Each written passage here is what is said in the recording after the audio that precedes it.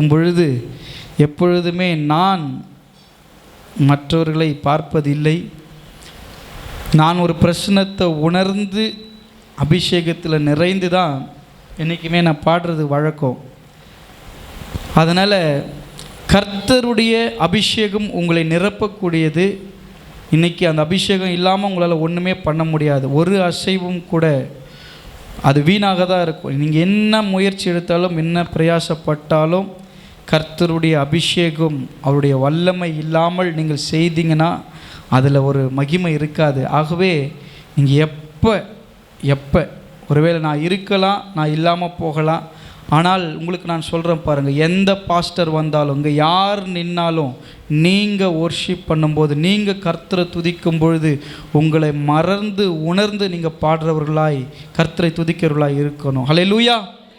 எந்த மனுஷனையும் பார்க்காதீங்க, எந்த ஊழியக்காரையும் பார்க்காதீங்க, அவர் பாடுற ராகத்தை பார்க்காதீங்க, வாசிக்கிற மியூசிக்கை பார்க்காதீங்க. கர்த்தரை உணர்ந்து முழு பலத்தோடு பாடும்பொழுது உங்கள் வாய்ஸ் ரொம்ப ஸ்வீட்டாக இருக்கும். ஹல்லேலூயா. ரொம்ப நல்லா பாடுவீங்க. உண்மையிலே நேற்று நாங்கள் ப்ராக்டிஸ் பண்ணும்போது எங்களுக்கு இந்த பாட்டு என்ன இப்படி தான் பாட போகிறோம் நாங்கள் யோசித்தோம். ஆமாவா இல்லையா? என்னை நிரப்புமேன்றது நாங்கள் நிரம்பாமே பாடிட்டு இருந்தோம். ஆனால் கர்த்தர் நிரம்பும் போது பாடுறதுன்றது வேற. எனக்கே நான் எப்படி உணர்வேன்னா, நான் இங்கே நிற்கும் பொழுது வேறையாக இருப்பேன், ஆனால் இங்கே வந்து நிற்கும் பொழுது வேறையாக இருப்பேன். அது வந்து ஒவ்வொரு ஊழியக்காரர்களுக்குள்ளாய் கர்த்தர் கொடுத்திருக்கிற ஒரு அபிஷேகம், ஒரு வல்லமை அப்படிப்பட்டது. அங்கே இருக்கும்பொழுது என்னுடைய நிலைமை வேறு, இங்கே இருக்கும்பொழுது என்னுடைய நிலைமைகள் வேறு. கர்த்தர் எதை சொல்லுகிறாரோ, எதை பேசுகிறாரோ அதை தான் சொல்ல முடியும், அதை தான் பேச முடியும். அதுதான் உங்கள் வாழ்க்கையை சீர்படுத்தும், அதுதான் உங்களுக்கு ஆசீர்வாதத்தை கொடுக்கும். இது போதகர் மேல் கோபித்து கொள்வதற்கோ என் மீது கோபப்படுவதற்கோ உங்களுக்கு அதிகாரம் இல்லை. நீங்கள் கோச்சிக்கிட்டால் கர்த்தர்கிட்ட மேலே கோச்சிக்கிட்டோம். இன்னும் அந்த ஆளை கொண்டு இப்படிலாம் பேசிகிட்டு இருக்கிறீர் நீர் அப்படின்னு அவர்கிட்ட கேட்கணும். நான் என்றைக்குமே என்னுடைய சுயத்தை சார்ந்து நான் கர்த்தருடைய வார்த்தை உங்களுக்கு கொண்டு வந்ததே கிடையாது. உங்களுடைய இருதயத்தை அது தொட்டால் நீங்கள் மாற வேண்டிய காரியம் உங்களுக்குள்ளே இருக்கிறது என்பது தான் அர்த்தம். இன்றைக்கி பெந்தேகோஸ்து ஞாயிறு இல்லை, அதனால் ஆவியானவர் பேசுவார் உங்களோட கூட. ஆகவே நீங்கள் உணர்ந்தவர்களாய் கர்த்தருடைய சமூகத்தில் அமர்ந்துருங்க. எப்பொழுதுமே நீங்கள் ஆராதனை பண்ணும்போது, நீங்கள் தனியாக ஜெபம் பண்ணும்போது கூட உணர்ந்து பாடினீங்கன்னா மியூசிக் உங்களுக்கு முக்கியம் கிடையாது, உங்களுக்கு ராகம்லாம் முக்கியம் கிடையாது. நீங்கள் உணர்ந்து கர்த்தரை துதிக்க ஆரம்பிங்க. உங்கள் வாழ்க்கை கட்டப்படும், உங்கள் குடும்பம் கட்டப்படும், நீங்கள் பெரிய ஆசீர்வாதமாய் நிறைவோடு கூட இருப்பீங்க. ஹல்லேலூயா. அதுதான் கர்த்தர் உங்களுக்கு இன்றைக்கு சொல்லுகிற காரியம். இன்றைக்கு பெந்தேகோஸ்து நாள். Come Holy Spirit set us free. தூய ஆவியானவரே எங்களை விடுதலை ஆக்குகிறவர், பரிசுத்த ஆவியானவர் எங்களை விடுதலை ஆக்குவார். அதுதான் கர்த்தர் இன்றைக்கு உங்களோடு பேசுகிற காரியம். பரிசுத்த ஆவியின் துணை இல்லாமல் யாரும் தானாய் இயங்கவோ செயல்படவோ முடியாது. பரிசுத்த ஆவியின் துணை கொண்டுதான் இந்த உலகத்தில் இயங்கிக் கொண்டிருக்கிற ஒவ்வொரு காரியங்களும் நடைபெற்று கொண்டிருக்கிறது. பரிசுத்த ஆவி இல்லாமல் ஒரு வழிநடத்துதல் உங்களுக்கு இருக்காது. உங்களுக்கு நல்ல ஒரு வழிநடத்துதல் வேணுமா, சரியான இடத்துக்கு நீங்கள் போகணுமா, உங்களுடைய ஆட்டிடியூட், உங்களுடைய நடக்கைகள் சபையில் இருக்கிறதும் ஒரே மாதிரி தான் இருக்கணும், வெளியில் இருக்கிறதும் ஒரே மாதிரி தான் இருக்கணும். சபையில் ஒரு மாதிரி, வெளியில் ஒரு மாதிரி நீங்கள் இருப்பீர்கள் என்றால் அதற்கு பெயர் நடிப்பு. நடித்து கொண்டு நம்ம சபையில் அமர்ந்து கொண்டிருப்போம் என்றால், உங்களை நான் எத்தனை போய் சேர்த்து விட்டுருவாங்க விஜய் டிவியில் போய் நடிங்க. உங்களை யாரும் உங்களை என்ன கேட்க போகிறாங்க, போய் நின்று ஸ்டாண்டிங் காமெடி பண்ணுங்கன்னா வேணால் பண்ணுங்கள். சபை என்பது எல்லா நிலைமையிலும் நான் ஒரே நிலைமை உள்ளவனாய் நின்று கர்த்தரை உணர்கிற ஒரு இடம்தான் சபை. என்னை கர்த்தர் விடுதலை ஆக்க வேண்டும் என்றால் பரிசுத்த ஆவியை என்னுக்குள்ளாய் நான் பெற்றிருக்க வேண்டும். சபையில் ஒரு வேஷம், வெளியில் ஒரு வேஷம், குடும்பத்தில் ஒரு வேஷமாய் நான் வாழ்ந்து கொண்டிருப்பேன் என்றால் கர்த்தருடைய ஆவியானவர் உங்களை நிரப்ப மாட்டார். எல்லாவற்றுக்கும் ஒரு குவாலிஃபிகேஷன். ஒரு ஸ்கூலில் சேரணும்னா அந்த பிள்ளை என்ட்ரன்ஸ் எக்ஸாம் எழுதணும். ஒரு இறையியல் கல்லூரியில் படிக்க போனோன்னா ஒரு என்ட்ரன்ஸ் எக்ஸாம் எழுதணும். ஒரு ரயில்வே வேலைக்கு போனோன்னா என்ட்ரன்ஸ் எக்ஸாம் எழுதணும். டிஎன்பிசி எக்ஸாம் எழுதி பாஸ் பண்ணதான் ஒரு அதிகாரத்துக்கு நீங்கள் உட்கார முடியும்.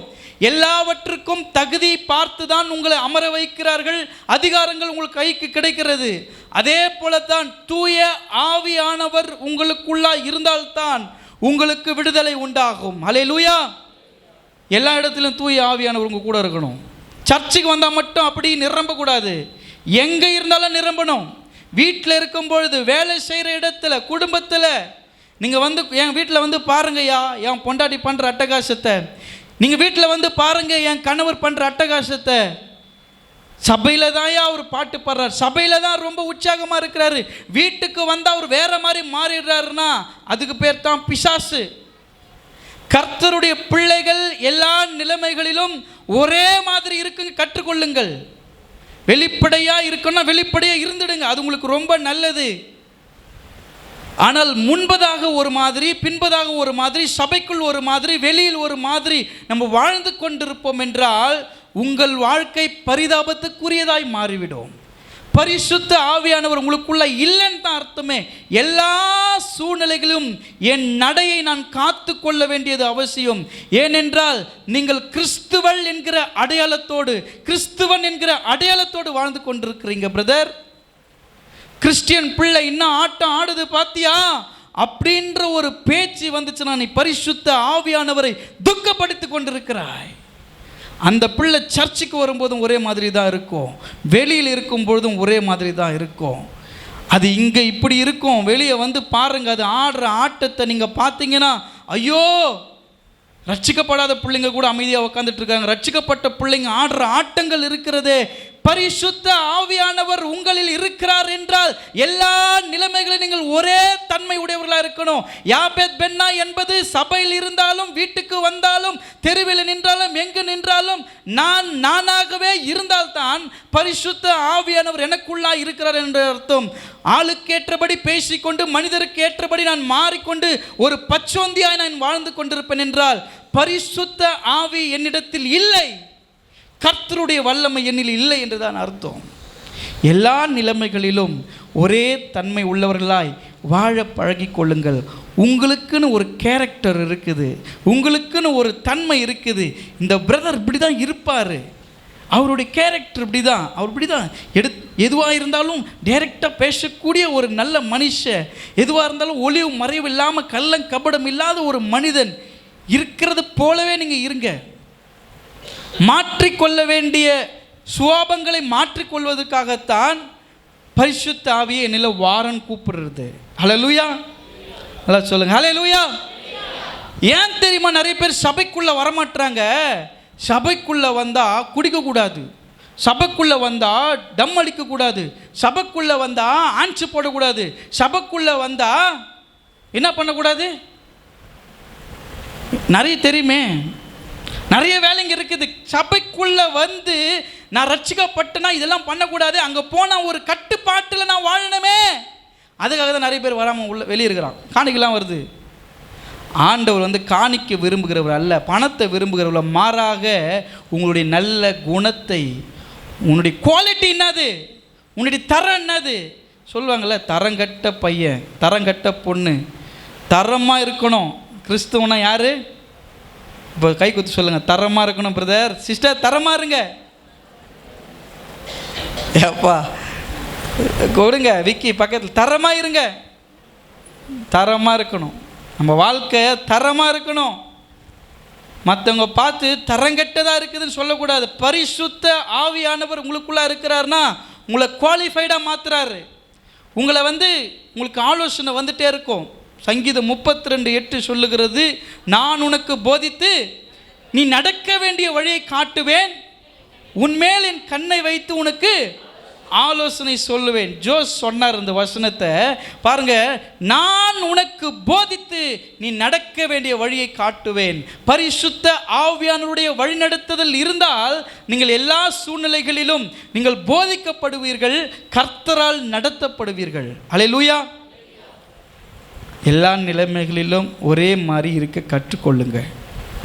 அப்போ தான் பரிசுத்த ஆவியானவர் விடுதலையோடு கூட உங்களையும் உங்களுடைய குடும்பங்களையும் நடத்த முடியும். நம்ம இடம் கொடுக்காமல் அவர் வரமாட்டார். நீங்கள் ஆண்டவருக்கு இடம் கொடுக்கணும். உங்கள் வாழ்க்கையில், உங்கள் குடும்பத்தில், என்னுடைய எல்லா சூழ்நிலையும் நீங்கள் எனக்கு இன்வால்வ் ஆகணும். நிறைய பேசுவாங்க, என் குடும்பத்துக்கு நீ என்ன பண்ணாத, இன்வால்வ் ஆகாத, தலையிடாத. நீங்கள் சொல்லுங்கள், ஆண்டவரை நீ எல்லாவற்றிலும் எனக்கு தலையிடணும். எத்தனை பேர் அதை விரும்புகிறீங்க? என் வாழ்க்கை எல்லா விஷயத்திலும் கர்த்தர் தலையிடணும்.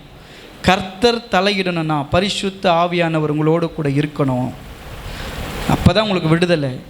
அதை நீங்கள் பெற்றுக்கொள்ள உங்களை நீங்கள் அர்ப்பணிக்கணும். கர்த்தருடைய சமூகத்தில் காத்திருக்கணும், ஜெபிக்கணும், துதிக்கணும். உங்கள் வாழ்க்கையில் ஒரு மாற்றங்கள் உருவாகும். நீங்கள் நல்லா இருப்பீங்க, உங்கள் குடும்பம் நல்லா இருக்கும், பிள்ளைங்க நல்லா இருப்பாங்க. பரிசுத்த ஆவியானவர் இல்லாமல் நம்ம எங்கே போனாலுமே நமக்கு தோல்விதான்.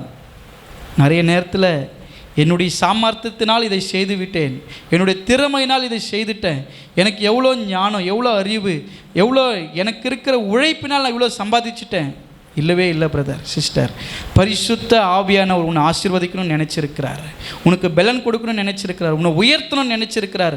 ஆகவே தான் உங்கள் வாழ்க்கையில் இப்படிப்பட்ட ஆசீர்வாதங்கள், இப்படிப்பட்ட உயர்வுகள் எல்லாவற்றையும் கர்த்தர் கொடுத்து கொண்டிருக்கிறார். உன்னுடைய பலத்தை சாராத, கர்த்தருடைய பலத்தை சார்ந்திரு. ஆக அதுதான் சொன்னாங்கள்ல, பலத்தினாலும் அல்ல பராக்கிரமத்தினாலும் அல்ல, பலத்தினாலும் அல்ல பராக்கிரமத்தினால், தேவனுடைய ஆவியினால் எல்லாம் ஆகும். ஹல்லேலூயா. தேவனுடைய ஆவியினால் எல்லாம் ஆகும். ஆகவே உங்களுடைய வாழ்க்கையை கர்த்தருக்கு ஒப்பு கொடுத்து நீங்கள் உங்கள் வாழ்க்கையை சீர்தூக்கி பார்க்கும் பொழுது பரிசுத்த ஆவியானவர் உங்களுடைய எல்லா காரியங்களிலும் உங்களை தகுதி உள்ளவர்களாய், தரம் உள்ளவர்களாய் நிறுத்தி உங்களை ஆசீர்வதித்து உயர்த்துவதற்கு வல்லமுள்ளவராக இருக்கிறார். இன்றைக்கு உங்களோடு கூட நான் பிரசங்கிக்கிற